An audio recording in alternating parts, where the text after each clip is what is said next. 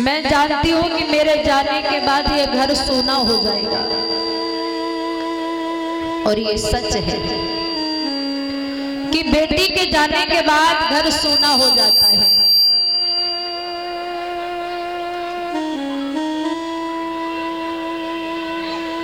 बेटी के जाने के बाद घर वास्तविक सूना हो जाता है। परीक्षित जी महाराज, पिता बेटे की शादी की तैयारियां कितने दिनों से करते हैं और घर में नहीं होता है तो दूसरी जगह से मांग करके लाएंगे। सभी रिश्तेदारों को बुला लिया जाता है। जब शादी वाला दिन होता है तो हर कोई नए वस्त्र पहन करके तैयार हो जाता है, लेकिन पिताजी कपड़े नहीं चेंज कर पाते हैं। हर कोई पैरों में कोई जूते पहनेगा, कोई कुछ पहनेगा, लेकिन पिताजी चप्पल भी नहीं पहन पाते हैं, नंगे पैर ही रहते हैं। हर कोई भोजन खा लेगा, लेकिन पिताजी खाना भी नहीं खा पाते। इतना भी समय नहीं मिलता कि थोड़ी देर खाना भी खा सके।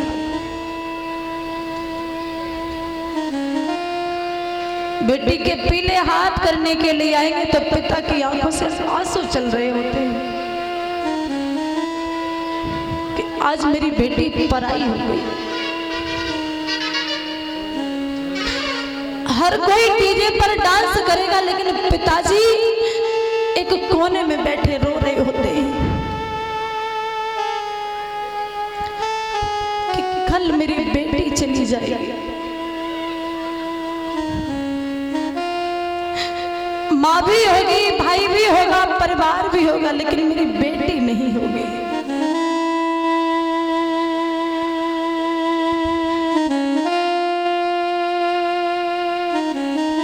जब भी बाहर से आता हूँ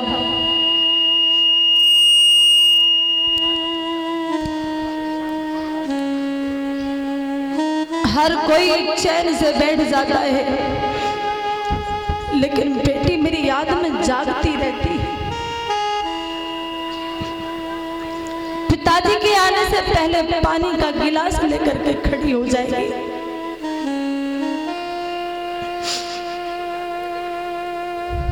वो यादें बहुत रुलाएगी।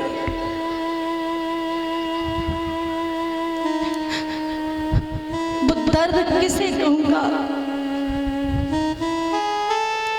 विदाई का समय आता है,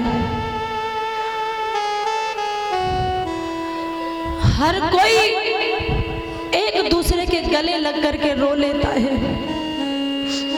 लेकिन पिता कभी किसी के सामने खुल करके रोते हुए नहीं देखे हैं।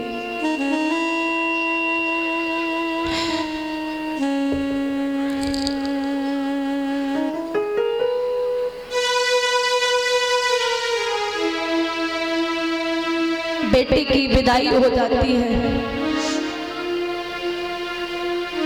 फिर पिता का सारा बल कमजोर हो जाता है। एकांत में जाकर के लेट जाते हैं। टेंट वाला आता है, भैया ऐसा कर दो, भैया हमें बात मत करें, मुझसे बाद में बात करिए।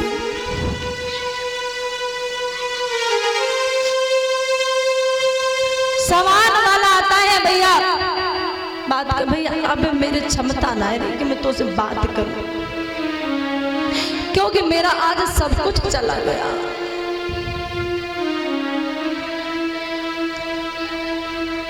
बेटी की विदाई हो रही है। कंस इतना कठोर हृदय का था, बहन की विदाई पर रो रहा है तो देवकी रो करके कहती है, भैया मैं आज जा रही हूँ, और कहने लगी वो रो करके बीरन,